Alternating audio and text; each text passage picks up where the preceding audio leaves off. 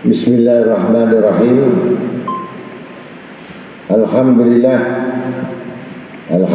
summa alhamdulilladzi hadi ila sabili mardatih man qadat iradatuhu lajaliyatu bi janatih wal muqasisi bi khasaisi hibatih man hadathu bi sa'adati aina inayatih bi madi minnatih qarabal muqarrabin bi khalisi wuddih istahlasal mukhlisina walhamdul mustamiru abada ala ni'amihi sabiqal ladzi la nuqsi laha adada wa nas'aluhu an yudkhilana fi khassah fi hisbil mukhlifin wa an yaslaka bina masalika ibadi sholihin. Assalatu wassalam ala asrafil nabi wa akramir rasul Sayyidina Muhammad ibn Abdullah wa ala alihi wa sahbihi qadah al-fuhul wa tafaddal bi husul sul wal ma'mul wa asyhadu an la ilaha illallah la syarika lah syahadatan mungkiri bi madamu niha mutalin ala haqaiqi asrariha wa hiriha wa maqnuniha wa asyhadu anna sayyidina Muhammadan sallallahu alaihi wasallam abdul sadiqu fi qilih al-mubaligh risalatahu al-ammah bi ijmalil qawli wa tafsir wa taqdir abdan sarafallah ala jamil wujuda wa jala risalatu ammah likafatil sakolain wa akramal khalqi tasdiqatu fi jami maja'a bi fahuwal muqaddam fil ma'nu fahuwal muqaddamu fil kaunain wa masalli wa sallim ala sayyidina Muhammadin bi adadi man shalla alaih wa salli ala sayyidina Muhammadin bi adadi man lam yusalli alaih wa salli ala sayyidina Muhammadin kama tuhibbu an yusalli alaih wa salli ala sayyidina Muhammadin kama martana bi salati alaih wa salli ala sayyidina Muhammadin kama yang bagi salatu alaih amma ba'd.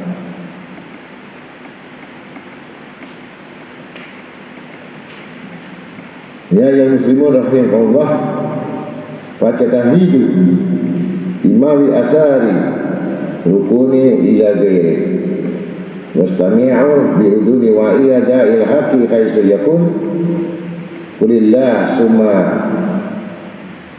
darhum fi ghadin yal'abun fajibu hafidukumullah da'i wa syiafi tilkal masyahin wa in adara bikum al-ajajul khalqi fa'arabu ila man anzalahu bikum wa nasaluhu quwwata ala tuhammuli qiyam wajifatil ubudiyyati lahu wa qulu bilisanil ittihal Allahumma inni dha'ifun faqawwini ridhaka dha'if wa qul ilal khairi bina siyati fal umur kulluha bi'aminhu wa ilaih wa matawajjaha ilaihi qalbun mutawajjihun sadiqun illa wadrakal ma yu'ammil an ya ayyuhan nas antum fuqara ila Allah wallahu wal ghaniyul majid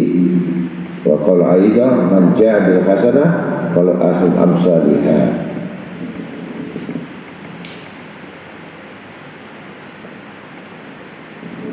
Wa qala Nabi SAW la yadkhul jannah walau kana zaidan.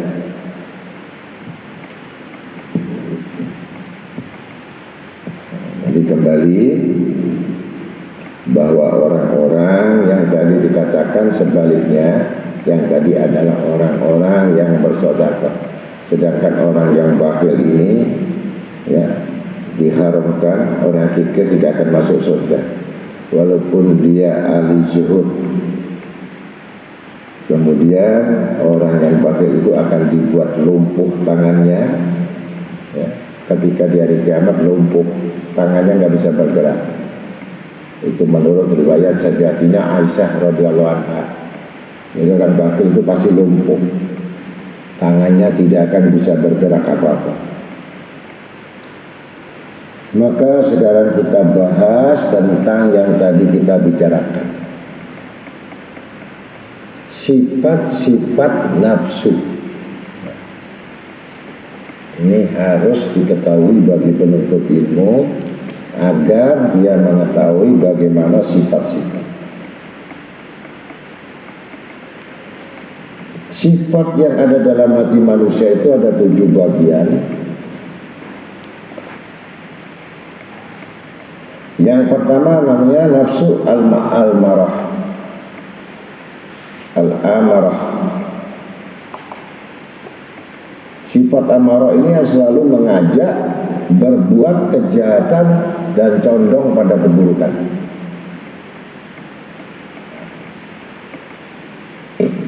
Yang kedua sifat al-lawamah, mencelah pemiliknya ketika berbuat maksiat.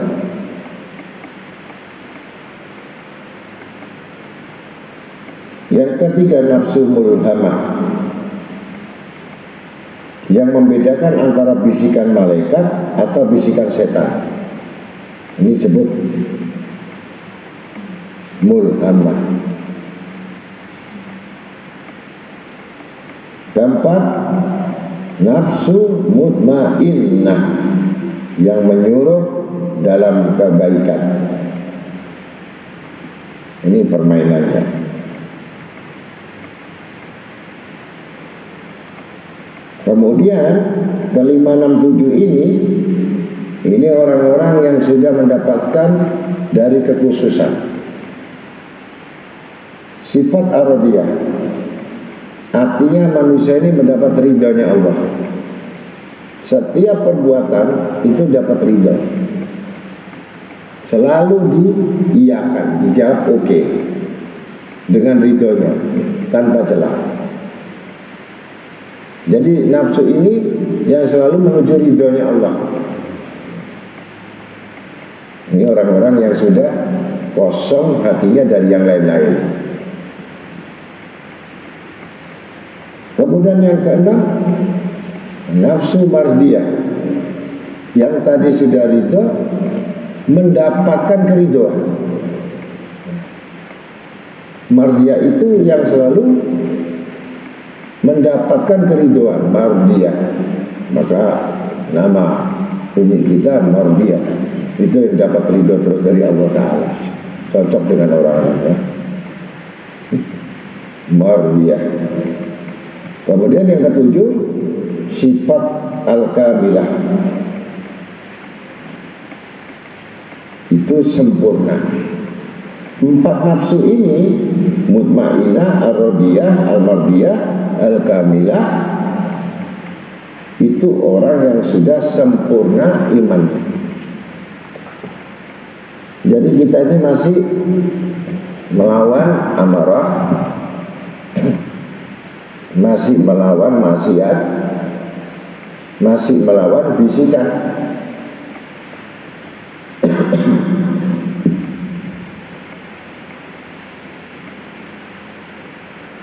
Jadi kalau kita sudah dapat yang nomor 4 saja, mutmainah, dorongan yang kuat itu menuju kebaikan, ya, itu dalam ilmu tarekat itu mutmainah ini adalah jalan tempuh, sulukiyah.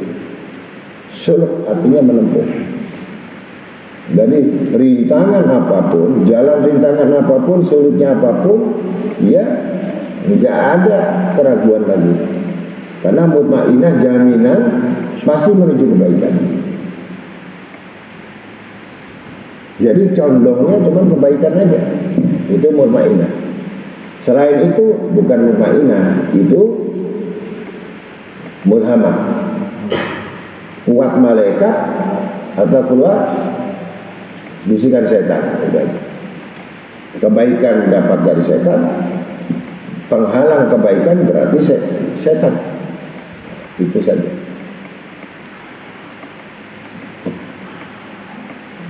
Maka di dalam kitab As-Sa'ir Wasuluk karangan Habib Hasan bin Shalih Al-Bahri yang diamalkan secara tepat oleh Habib Abu Bakar bin Abdul Al-Abbas berkata, ada hal nas mantaraka yakin ma'indau bidonin nas bihi. Orang yang paling bodoh adalah orang yang meninggalkan pengetahuannya tentang hal mengenal tentang dirinya. Ini orang bodoh yang tidak mengetahui kekurangan pada dirinya, kelemahan pada dirinya, dan kebodohan pada dirinya, ya, dan kekerasan hatinya. Ini tidak diketahui. Ini orang bodoh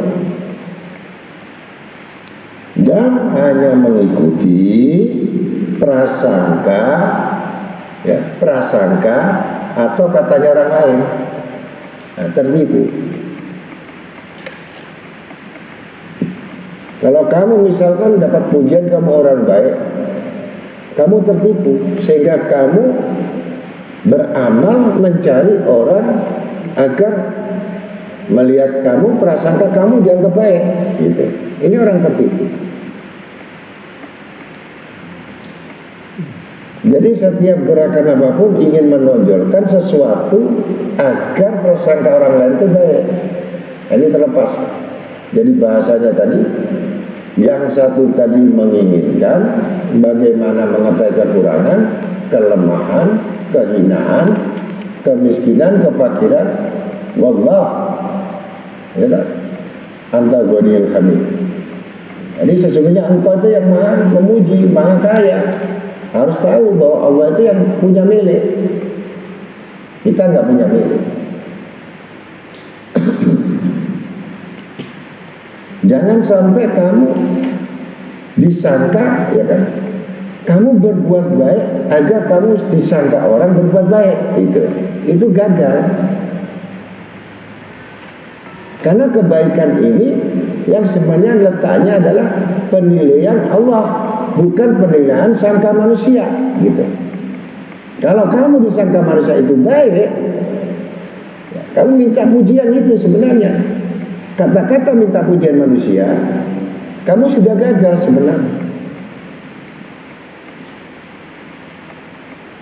Itu sifat riya yang tidak disadari, yang menjatuhkan semua amal.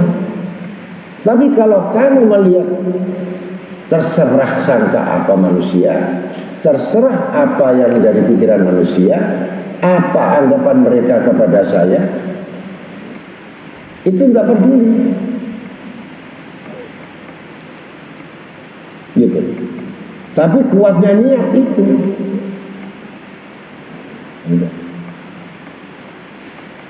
Maka orang-orang tasawuf, orang sufi, orang ahli hakikat, dia ibadahnya di warung, di kafe. Kenapa? Karena dia untuk menghilangkan sangka dia itu baik. Itu ibadahnya orang sufi. Karena dia tidak ingin diketahui bahwa dirinya itu yang memiliki vertikal dengan Tuhannya, gitu. Kalau orang bersyariat, dia menjaga di lingkungannya itu supaya selamat. Selamat apa? Dari perbuatan maksiat. Karena dia belum siap untuk menolak maksiat, gitu. Tapi orang sufi justru duduk di situ berkekalan dengan Tuhannya, ya, dan sekitarnya mendapatkan cahaya pengampunannya. Itu bedanya. Dan dia tidak butuh dari apapun pandangan dan sangka manusia, karena yang tahu dia. Kalau kita masuk di dalam kerumunan itu, maka kita jadi golongan mereka juga. Itu bedanya dengan orang sufi. Maka ada pepatah, hati-hati ada wali lewat. Dia nggak tahu dia wali. Ya itu dia hanya mengatakan wali itu kan katanya. Tidak akan tahu kalau itu wali. Hanya karena orang mengatakan dia wali, Dia itu tahu wali, tapi nggak tahu buktinya wali. Gitu. Maka disitulah Allah berselimut dalam hukum syariat. Ngerti? Berselimut artinya menampakkan saja hukum-hukum yang sifat syariat. Hakikatnya dia berkekalan dengan Allah. Artinya pertikahan. Bahkan yang di hadapannya buta dia melihat bahwa itu wali. Dan yang tahu pun ya sama-sama walinya. Kalau wali itu wali, maka dia mendekat kepada wali, baru dapat petunjuk wali. Tapi kalau kita kamu misalkan itu wali, itu kan katanya, tidak bisa kita menerka wali.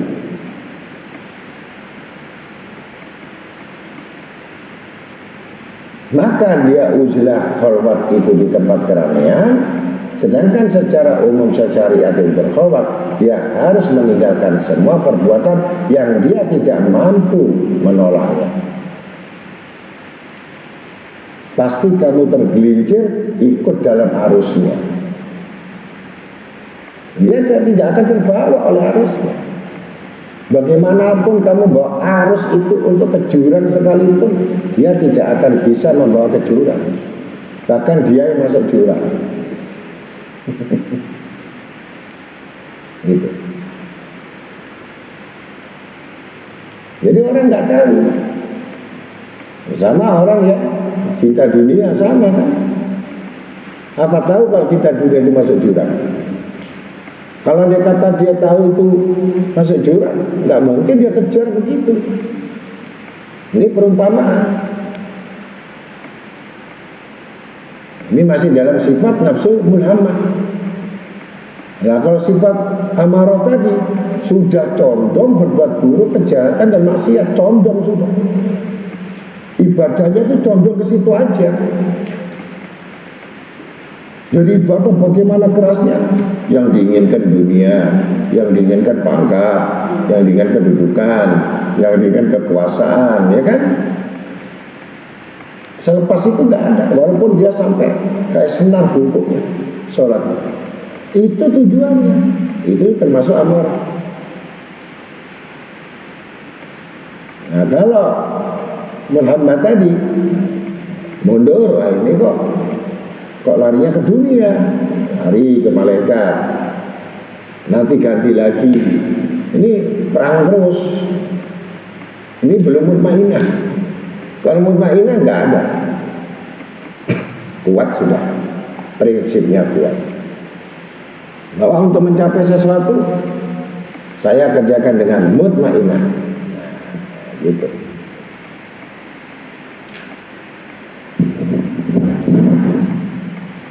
Itu gampang saja. Contoh sekarang perumpamaan. Kalau kita kasih tahu yang demikian, pasti orang juga ya kan cerita. Itu kan perumpamaan. Gitu. Kita kejar dunia ini, perumpamaan. Di depan tuh singa-singa yang berlari juga mendekati kamu, siap menerkam. Binatang buas. Jadi kamu di tengah, di belakangmu ada ular kobra yang mengejar kamu. Ular. Ya. Dorongan kamu sampai menginginkan itu karena ada dorongan. Anak istrimu fitnah, saudaramu fitnah, semua keluargamu fitnah, sehingga kamu meninggalkan akidah ini untuk memburu dapat dunia. Kalau enggak kamu dimakan oleh ular kobra. Akhirnya kamu tidak bisa ngambil pilihan. Itu kalau orang hatinya di dunia, itu dia lari mengejar untuk dapat dunia, pasti habis. Akhirnya orang ahli dunia itu berpikir dua bagian. Satu, kalau gitu aku mengejar ke kanan, karena di kanan itu ada pohon yang sangat kuat. Maka dia tidak mengambil itu dunia, dia menghindari dunia, ya kan? Ular itu dunia, macan itu mangsa harimau. Lari di atas pohon. Tapi pohon ini yang dekat jurang.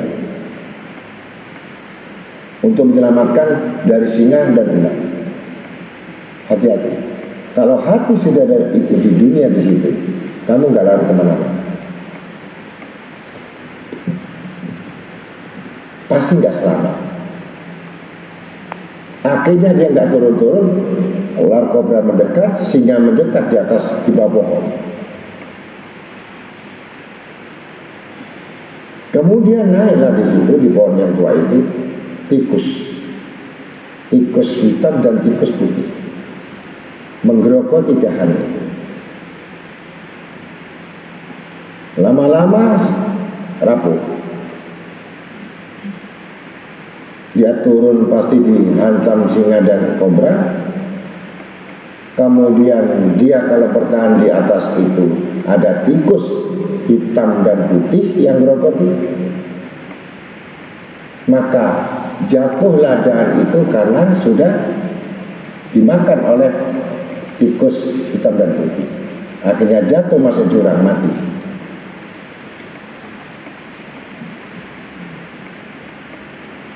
Ngerti? Perumpamaan orang-orang yang selalu menginjakkan dalam amal ibadah itu semata-mata untuk dunia, itu di belakang adalah ular. Iblis mendorong kamu. Iblis itu ciptaannya berupa ular. Kemudian yang di atas di depan itu singa adalah bentuk binatang buas, kerakusan dan keserakahan yang akan membunuhmu. Jadi sifat dunia nggak ada, qanaah itu nggak ada. Sifat keinginan dunia itu pasti keserakahan. Dan keserakahan dan ketamakan itu adalah bentuk binatang buas yang siap membunuhmu dan siap menghapus amal-amalmu. Kemudian kamu menghindar agar tidak memiliki sifat itu atau menjauh dari sifat buruan iblis yang mendorong itu. Kamu ingin menyelamatkan diri.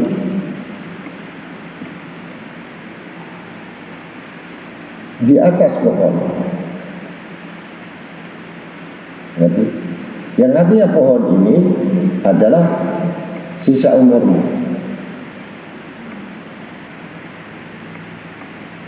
Yang sisa umurmu tinggal sebentar. Yang mana tikus putih dan hitam itu perumpamaan. Tikus putih itu adalah siang hari, tikus hitam adalah malam hari. Tiap malam kamu pikirkan, tiap siang hari kamu pikirkan, yang tidak lain itu hanya menggerogoti sisa umurmu. Tidak intinya siang kamu hanya melamun dan memikirkan bagaimana kamu mendapatkan harta, bagaimana kamu menginginkan itu. Padahal kamu digerogoti dengan tikus yang warna putih itu siang hari.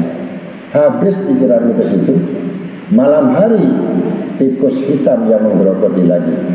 Siang malam kamu digerogoti waktu yang menghabiskan umurmu. Maka kamu tidak sempat untuk menyelamatkan, patahlah ranting itu sehingga kamu jatuh ke jurang, mati dengan sia-sia.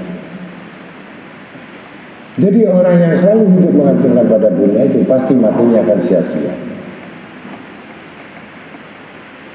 Tidak memperoleh apa-apa. Amal pun dia tidak membekal, segala tidak membekal apa-apa. Karena apa? Semua ditinggalkan. Waktunya habis siang dan malam untuk kepentingan-kepentingan yang semuanya adalah membahayakan. Itulah perumpamaan hikmah kalau dikatakan dunia ini. Walaupun kita sudah tahu, tapi kita sengaja untuk dimangsa oleh harimau, dimangsa oleh serigala. Kalau kita berdiam diri saja, kita akan dipatuk dengan ular kobra yang mengandung racun. Siapakah racun? Tidak lain, tuntutan-tuntutan yang membuat fitnah kamu. Dengan fitnah-fitnah ini tadi kamu mengejar, padahal itu timbul kesalahan lagi. memaksakan sesuatu kesalahan lagi. Kamu melarikan diri dengan cara kamu yang menyelamatkan di atas pohon, padahal kamu masih salah.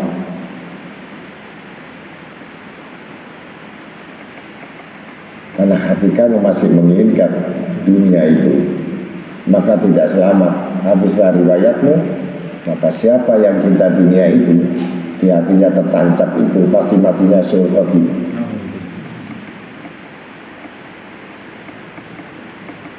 Bagaimana dia akan menyebut nama Allah yang tidak dicintai? Maka mati sesuai dengan kebiasaan mereka, sesuai dengan kesenangan mereka, maka dia menyebut akhir ayat yang tidak bisa tertolak dan tidak bisa bohong. Kalau memang dia cinta kepada Allah, maka disebut Allah. Kalau cinta pada Rasulullah, maka dia nyebut Rasulullah. Kalau dia cinta uang, disebut uangku di mana, nanti ngambil siapa, hartaku nanti siapa. Ya, mulai sekarang belajar kita untuk menghapus sifat-sifat daripada amarah, mulhamah, alwamah, sampai menuju mutmainnah, irji, dan dia akan mafiyah fatkul ibadah jannah. Itu ada, sudah ridho, Allah ridho, mendapatkan ridho, fatkulik, dibukakan masuk surganya. Itu. Jadi nafsu radiyah, nafsu mardiyah, nafsu yang diridhoi, yang mendapat ridho. Ini enggak nafsu amarah, nafsu alamah, bukan mumain. Kalau sudah itu berarti dia termasuk dari 3 tadi nafsu, itu kembali lagi adalah sifat ego. Amarah itu egonya. Baru satu aja gak hilang dia, gimana tuh? Satu saja susah. Itu bisa 10 tahun, 15 tahun nih Pak, untuk menghilangkan ego. Kalau dia kuat itu naik lagi, kalau lama naik lagi ke ulama, itu pasti bisikan, ini setan apa iblis? Ini setan, iblis yang kuat. Matiin mutmainnah, harus menjadi insan kamil, manusia yang sempurna. Siapa manusia sempurna? Itu seperti wali kutub. Wali kutub itu insan kamil, sempurna, dipelihara oleh Allah Ta'ala. Ya, mudah-mudahan itu saja pengajian ini bisa dipahami bagaimana sifat dunia, bagaimana tercelanya dunia. Kalau tidak mengetahui sifat-sifat itu yang ada pada manusia, kuatkan rodiyahmu atau kamilahmu yang gak mungkin, karena itu khususnya. Kuatkan saja mutmainnah, sudah hebat manusia, sudah termasuk dia golongan orang-orang yang sangat manfaat bagi orang lain. Mudah-mudahan kita termasuk golongan yang manfaat bagi orang lain. Assalamualaikum warahmatullahi wabarakatuh.